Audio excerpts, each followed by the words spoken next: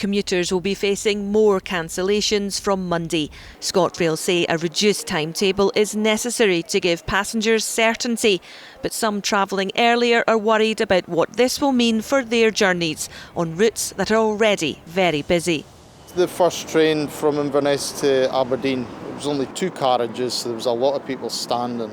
And they did actually apologise over the tannoy on the journey, saying sorry, it's quite a squeeze. Well, I live in Aberdeen, so I come down to Glasgow every now and then, but quite a lot actually.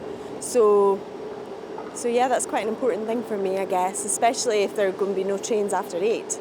Well, it affects my ability to get into work on time and to get home in time for my kids after school on time.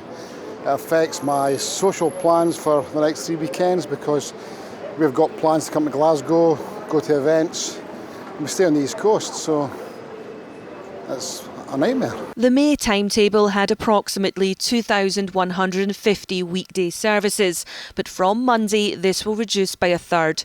Many routes will stop running before 8 p.m.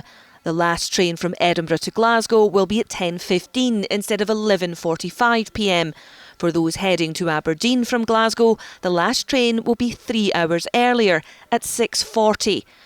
Those travelling from Dundee to Edinburgh will need to leave around the same time, and if you're catching a train from Mallaig, well, you'll need to be an early riser.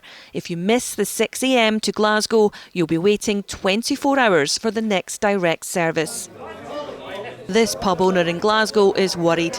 He relies on trade from its neighbouring music venues. It really is going to be very, very detrimental to our trade. I don't think any thought's been given to people that don't have a choice. People are not going out for a drink. People that are working in this industry or other industries, how are they going to get home? I think when the government took over the running of ScotRail, they should have confronted this head on immediately, and I think they should have knocked the heads together.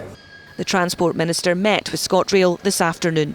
It's not going to be a summer of chaos. I wouldn't describe it as that. And actually, the reduced service is deemed necessary by ScotRail, we need to remember, to give passengers certainty. So it's the opposite of chaos, arguably, because it's certainty in the next few weeks about where and when they can travel by rail. But it's not where we should be in terms of provision. I accept that. I'm absolutely committed to working with ScotRail and our trade union partners to get to a better place. But that requires both ScotRail and the trade unions to work together. ScotRail is blaming the cuts on driver shortages. Some members of the ASLEF union are refusing to work overtime or rest days until a pay dispute is resolved. The union rejected a 2.2 pay rise. Now the RMT union has also rejected this offer and is balloting its members. Sharon Frew, STV News, Glasgow.